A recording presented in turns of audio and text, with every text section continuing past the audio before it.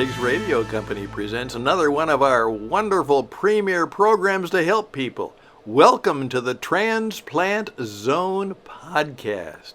And this is for all the people who are in the transplant zone. Please tell us your story. And that's exactly what Gary is going to do.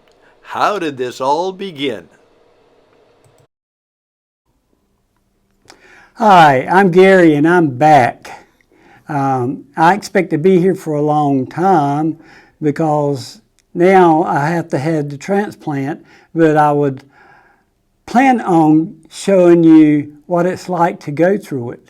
So I don't know if we have pictures in the hospital or whatever, but because I figured I'd be here doing this for a while, I had a cap made. And that cap, as you see, talks about the transplant zone. Now, this is a new podcast, and we don't know exactly how far to go, but that all depends on what you want.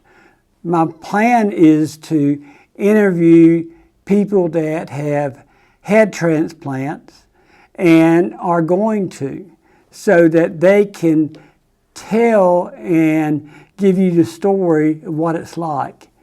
And those are things that you cannot just discern. But as the story goes along, how I got to this point was on my 40th birthday. I just turned 40. I had a major heart attack, and I lived through that. And I went to the doctor, and the doctor said, Gary, I said, this indigestion is killing me. And he said, looked at me and he checked everything out, and he said, well, you think you've had a heart attack? I said, oh no. And so he said, well, we're going to run an EKG on you just to make sure. I don't want to send you home. Well, they did that, and he got up and he looked funny. And he said, Gary, stay right here. I'm going to go out of the office for just a minute. He said, where's your wife? And I said, well, she's at work. I said, you've got her phone number? And he said, yeah. I said, here's my phone, just call her. And so he went outside, and the next thing I knew, here comes a mob of people in the room. And he says, we don't want to scare you, but you've had a heart attack. And I said, really? And he said, you have what they call a silent heart attack. And everybody that knows me knows that I am not silent. I can talk to anybody anytime. So at that point, they called EMS. The guy comes in with all the stuff, and he looks at me and he says, Gary, he said, you've had a heart attack according to EKG. And I said, well, I don't feel like it. I just feel like indigestion. And he looked at me.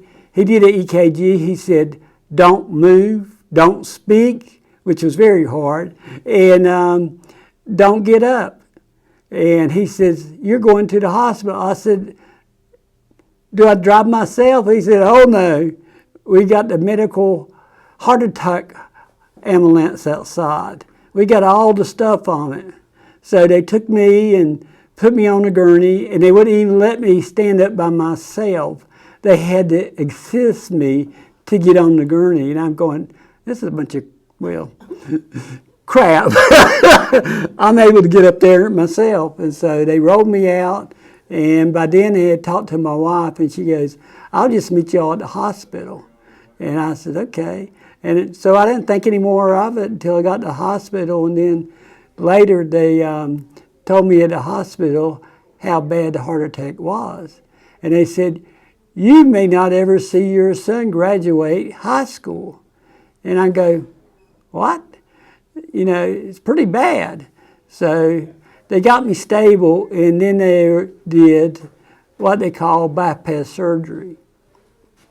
And so after I had the bypass surgery, felt pretty good. It took me a little while to recover. I'd go out and walk 10 feet more every day than I did the day before. And I had places picked out where I could sit and rest. And so I got through that.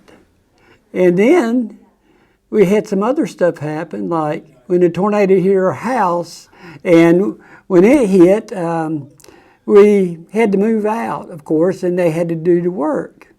Well, that was a blessing.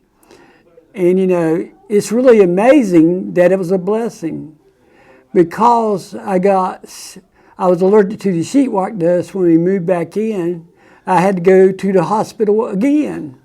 And then the doctors had did a MRI and different things to see if I had any more lesions inside my body.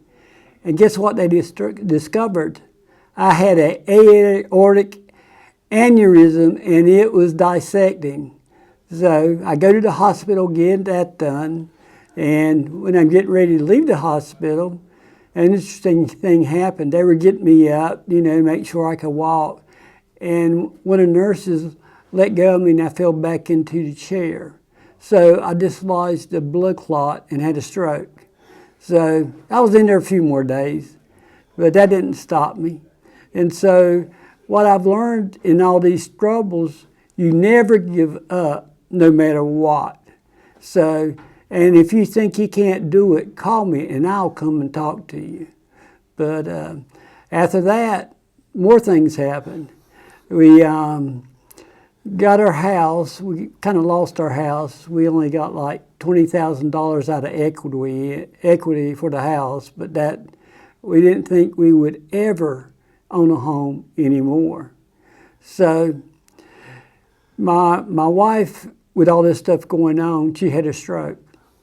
And when you have a stroke, everything changes. So my idea was to look after her.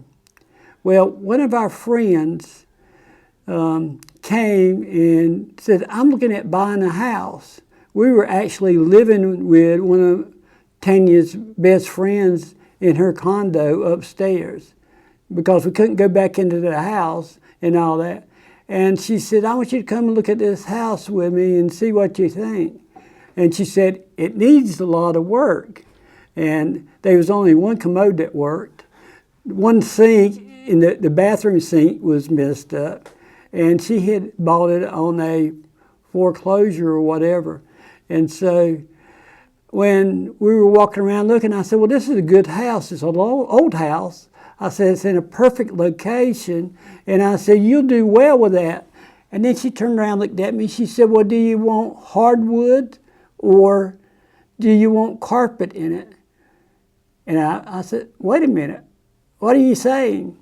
Well, you don't happen often, but we were all in a Bible study together. And she went beyond caring for us. She bought the house. She had the floors redone, and they were doing really good. And then she'd fix a little bit at a time, and we moved the washer and dryer over there, or people did. I didn't move anything. I was just kind of sitting around waiting to heal. So we lived in that house for 15 years. And actually, that's where we live today. But her grace and her just going, Gary, do you want carpet and all? And I was kind of scratching my head and going, what's going on? And then she said, you and your wife need your own place. I said, wait a minute. We still got the other house we're making payments on, and we can't even afford to pay the light bill. She said, that ain't what I asked you. Do you want hardwood or do you want, carpet? And I said, well, hardwood. She said, well, I'm going to pay the electric bill, the water bill, and all that stuff. And I said, well, we can't pay you rent. She says, no, but you'll have a place that you and your wife can recover. And, my family didn't help, which is amazing. That's what families should do, but it took a stranger, not blood related, that was in our Bible study to do this. And so we just keep moving further and further away from the hospital, in a sense that I wasn't in the hospital every day. And after a while, we had something interesting happen.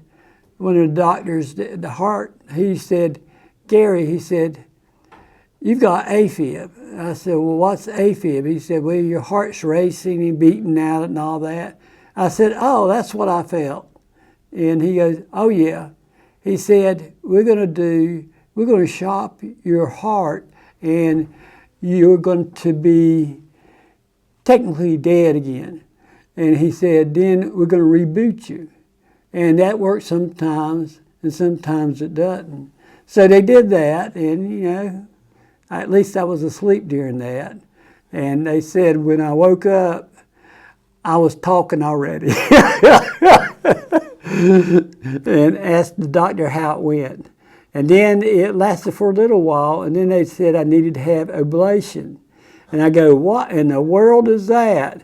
And they said, well, we're going to burn your heart. It's an electrical problem. And I'm going, oh, the electrician. You can call in. He said, yeah. So they did that. And then I got a picture that shows the difference in my heart when everything was arcing. And I said, well, it's like I got some wires that are crossed over and, affecting each other. He said, that's exactly right. And I said, wow. So then the trail gets longer and longer, and I had my first bypass surgery after that, and then I had a second bypass surgery. And so about every 10 years I was in the hospital, they were working on my heart again. And the last time I went, the doctor looked at me, he said, Gary, he said, you got AFib and all this, we need to put a pacemaker in you. And I said, really? I said, I don't feel like I need one. And they looked at me and he goes, oh yeah, you need it. And we're going to put a defibrillator in it also. And I go, well, what does it do? He said, it kicks you like a horse. And I always remember that now. So when he did that, I got a letter in the mail about 3 years later that they had recalled my defibrillator because the batteries were, I think, from China, and they were corroding and everything. And he said, you're not going to have to pay for this, but we're going to do that. I said, well, what happens? He said, well, you don't want acid near your heart. And I go, okay, let's do it. And so they did that. And then, maybe a year later, I was very active. I still didn't slow down. And my wife still tells me I need to slow down a little bit. But anyway, I was at Lowe's loading up border stones for the flower bed.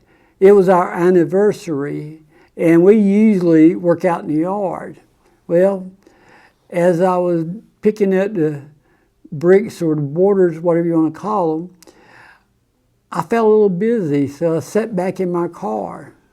And when I sat back in the car on the tailgate, the next thing I know, I was all the way in the back of the car, passed out. And I didn't even know I had the defibrillator to go off. And people were running towards me and said, are you all right? Are you all right? And I said, well, yeah, I feel fine now. I said, I just got a little bit dizzy. Do we need to call 911? And stupid me said, no. So I went home, and I'm getting a telephone call from Duke because my new defibrillator and pacemaker has a link to Duke. And whenever it goes off or anything, it sends them a feed.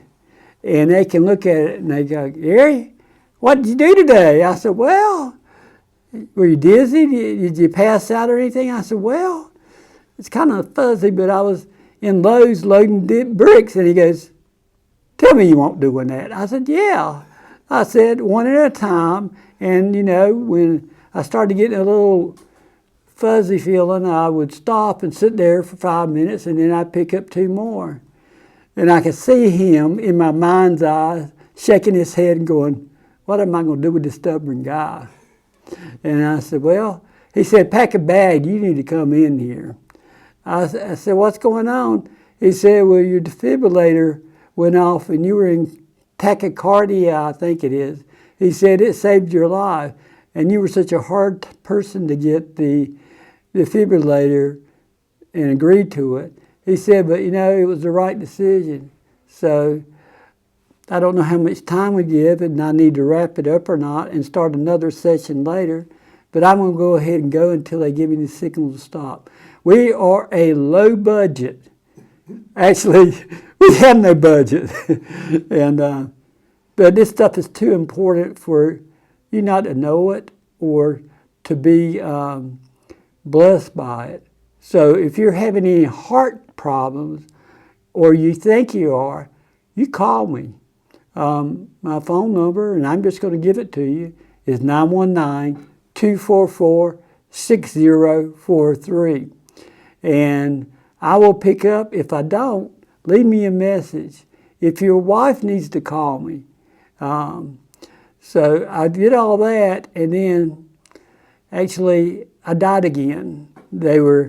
I had COVID, and that was interesting. It was $500,000 to get over COVID, but one of the things they did, they took me off of my blood thinner for a while to take this medicine. So I woke up one morning and I felt really strange. I got up and I had a hard time, and the next thing I knew, I hit the floor.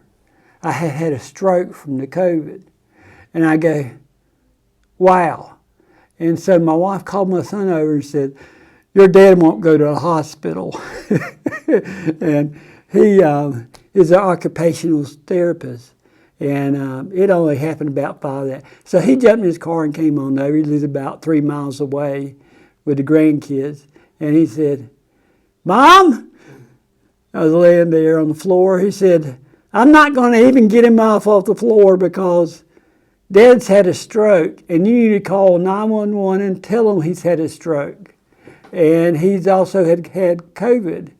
So here we go to the hospital doing all that mess, and they put me in isolation because they didn't want me to give COVID to anybody. And I'm going, wow, this is really interesting. And I said some other things, but we won't go into that. I said, I can't believe this happened. And the doctor said, well, Gary, he said, you're blessed. You've lived through. We're going to start calling you Cat around here because so many lives you've had. And we've sat down and figured it out. I've been dead about 7 times. Different, some were just a little bit and some were long.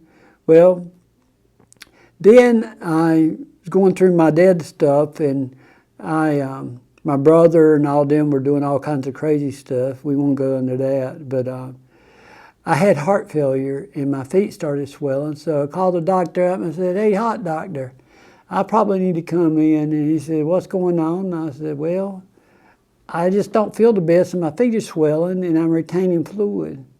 So I went there and they gave me a bunch of diuretics. And man, when they give you that, you better have 2 or 3 urinals standing by because they wouldn't let me get out of the bed and they were just passing them. And my wife said, man, I lost 15 pounds overnight. Did I sleep? No. I was just throwing my legs over the bed and using the urinal. And they measured it, and it was like 3 of those big liter bottles of Coke in fluid. And I said, man, that's a lot. He said, yep. He said, that's why we're having some problems. And so I went home, and then a little later on, something happened that was interesting. And they said, we need to do a heart cath on you again. And I've had so many that I said, you can't do the right side anymore because I've got so much scar tissue. They had to do a graft to allow the blood from my heart that was pumping, about 20%. It would, the blood, they did a graft from there. So let's see here. I've had all this stuff going on, and by the grace of God, I'm still alive, and I don't plan on going anywhere. Gary, what I'd like to know now is take us right to the decision where you are now on total machine. Okay. Well, when I was getting a heart cath, I died in the hospital. And guess where I was? I was in Duke. And that was a blessing because they have something like an LVAD. Well, it was so bad that they put a balloon in my shoulder up here, some kind of balloon. I don't know how it works or anything, but it helps the heart move the blood through you. And I woke up at ICU. I said, my shoulder hurts. And they said, don't be touching that. We put a balloon up there. I go, what? And then my wife was talking about LVADs. I didn't know what in the world an LVAD was. So the doctor didn't want to put one in that does them. They wanted to send me home with hospice. And I go, that kind of sucks. And I didn't know all the rest of the story, but one of the doctors had convinced the other doctor that I was a stubborn person and I had more stuff to do. And so he talked him into doing it. And here I am recovering from a stroke and getting ready to have major heart surgery. And I was in ICU for 11 days before they did the LVAD. And that was very interesting because I kept going, where's everybody? You know, what's going on? And my wife was trying to talk to me about the LVAD. And then I said, well, yeah, go ahead and do it. She said, well, I already made that decision. You're going to have it because I don't want to be here on earth without you. I said, okay. And so I had the surgery. And now I have a motor up here and I wear batteries, so I'm going to flash you a little bit. There's one here, and a computer here. I have no pulse to speak of, and my blood pressure, they have to use a Doppler to figure out somewhat what it is. And I hum all the time, not from my mouth, my chest. I sound like a music box. And so if you want to hear more about this, go to my website and let me know. It's Help I Will, and we're getting the Transplant Zone up. And tell me what your questions are. And if you're willing to be on the podcast, we accept all people, short, small, big, it don't matter. And the most important thing is you. It's not about me as much as it is about you. So we want to hear your stories and know what you're feeling. Now, since we're on a budget of not spending much, if you want to help, you can donate or send me a check or whatever. Now, anything that goes in the Help I Will is now a LLC, but that's a different story. When the Lord sent me back after I died, getting the motor put in me in the heart cath time, then he told me I had more work to do. So I'm not going to give up, and don't you.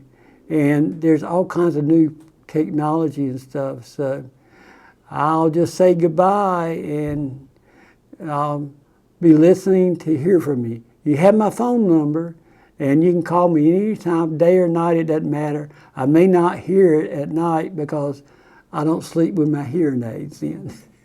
So take care. God bless you. Wow, what an incredible story. Can you imagine that? My goodness.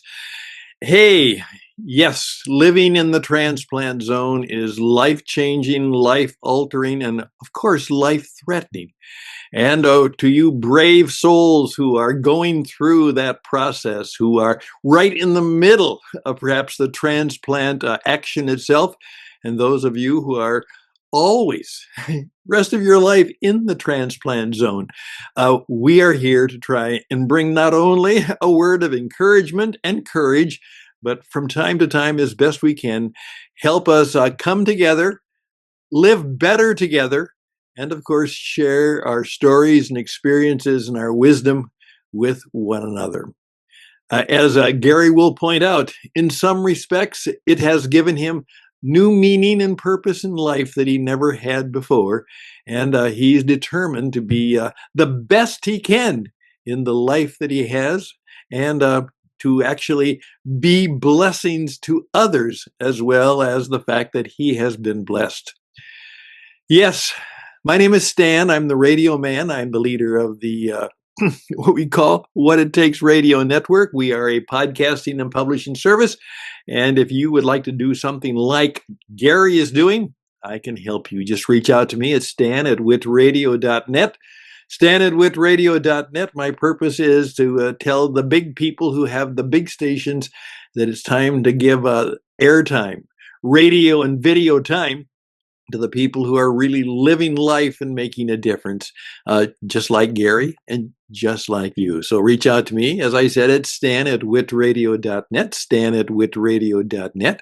Gary left you some of his information. If you'd like to pass on some message to Gary through me, please do so. And we have another program coming up next week. And at that time, Gary is going to talk a little bit. He's going to shorten his talk, I think. He's going to be a little brief, but what is it like to live for 25 years in living on the edge, which we are doing?